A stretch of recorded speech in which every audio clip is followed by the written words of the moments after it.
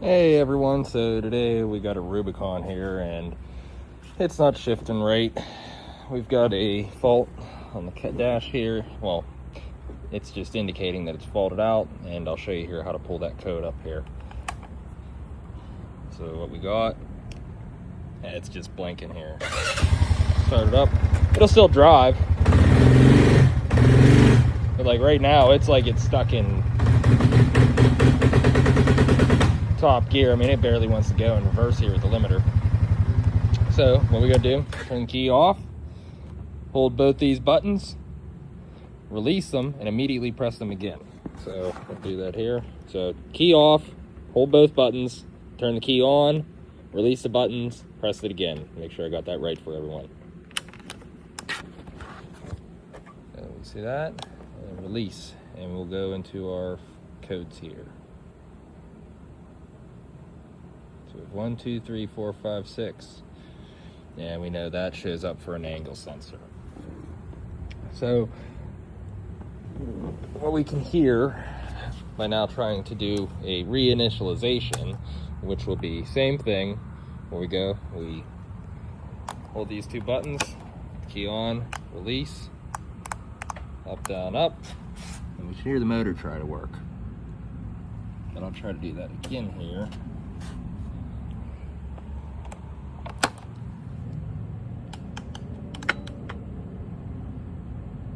Maybe caught that, but it just sounds like it goes clunk clunk.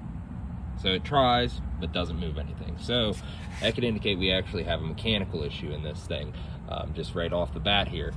So we get a problem with the control motor itself. We get a problem somewhere in the mechanism in the motor that could be stuck somewhere that's causing this problem.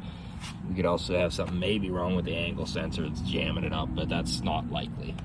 So what we're gonna end up having to do here is probably we'll pop this off here, see how that moves, because what we'll do, we'll remove this. This is actually all loose already because we've already done a little bit of tearing into this thing. Decided to make a video on it here because it'd be good to help educate some people on these. So there's an angle sensor up in here. Got your cover, got a heat shield we'll have to take off to access the bolts for the angle sensor.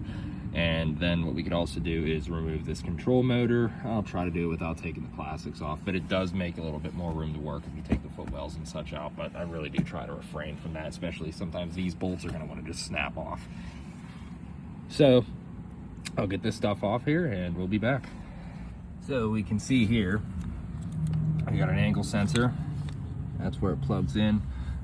So you can go with a normal Allen key. You may have to shorten it a little bit. You can get in here and twist it off like normal, going that way, and then go long ways to go on the back side and straight down and take that loose if you need. Use a pair of pliers on the Allen key to twist that and pop it off. So next up is going to be this control motor, because we can see this isn't moving whenever we turn that key and try to do initialization process. It's not doing anything, it just makes a little bit of noise here.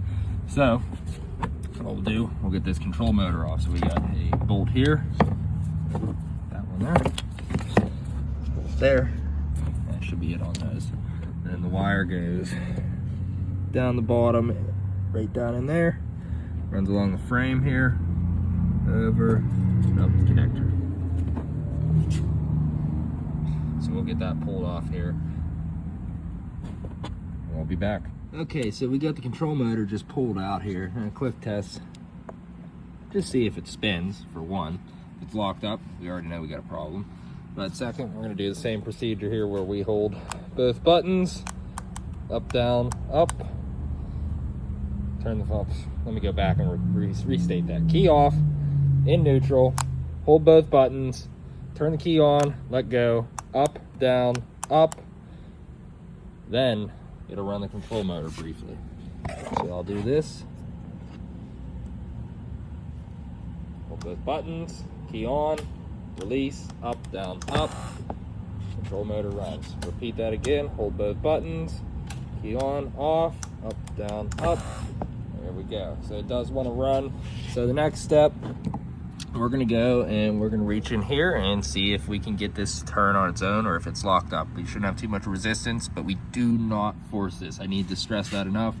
It's gonna take a little bit, but you cannot stress this. This isn't a very high force, high load. This motor's not crazy strong. But we just want to see if we have motion or if we can feel something that's messed up in this thing just by feeling it out here a little bit.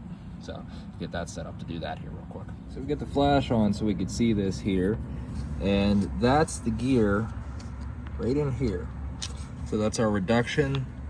It comes off of this, goes into there, and it goes to turn the rest of our mechanism. And then you'll see as this turns, it also turns the angle sensor. That one twists there, and these just spin. It should move just like that. I mean, very, very little effort. Now what happened here on this one is this got the battery swapped out through a fault, and didn't know that the system does need to be recalibrated and relearned whenever stuff gets torn apart, battery gets changed out. So I ended up switching out the angle sensor here. I actually have the stock one back in here, but we had a Chinese angle sensor in here, which caused a problem to go where this ended up ran to its limit, and it ended up actually driving this, and it wedged the system in here where this gear was actually tight, and by pushing it the right way, pop it loose, and the system's moving again. It actually will tell you in the book about that ball getting stuck here on this thing. It is a problem that can happen sometimes on these, and if you do run into that, sometimes that is the case where you go reach in here, if it's stuck, turn it, and that'll actually get it from a stuck motor. It could actually be stuck here. We could have an angle sensor issue where it's not seeing feedback from there. We could just have any faults. Like this actually had, what was it, a code 10 fault, I want to say, that was saying bad ECU. But end of the day here, now what we did, put the stock sensor back in. Don't use Chinese parts, use the genuine Honda parts on this stuff. Same goes like for your motors, stuff like that. Sometimes starters you get away with, honestly, but most of that stuff, you're all, you know, carburetors too, you're gonna want to stick to the Japanese parts. But putting that in, put this motor in, we relearn the system here, and I'll show how to do that here real quick. Once we get this flash back off here, I'll go bump up here to the top. I'll get this all reassembled here and buttoned up, and I'll show how to relearn the system. But by doing all that, that got this completed and fixed. Whenever end of the day, what probably needed to happen here was put a new battery in this quad, relearn the system, and be good to go. So now we're to the stage, we've got everything buttoned up down low here.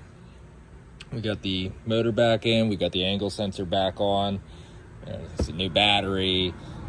Even if you took the carburetor off, you're supposed to do this if you disconnect anything with the throttle and such like that. You know, make any adjustments, any changes that, we do want to reset that. So basically we're setting our throttle, we're setting our angle down low here to what the computer knows on the angle sensor and the transmission unit. So what we got to do here, you know, don't have to have the quad on first, but we got it in neutral, check to make sure we're ready to go, reading neutral, shut it back off. Again, leave it in neutral here, hold both these, turn on, let off, up, down, up, throttle all the way open, all the way closed. We'll hear it running there, we'll see it go through, we pop back up to N, we've completed it, good to go.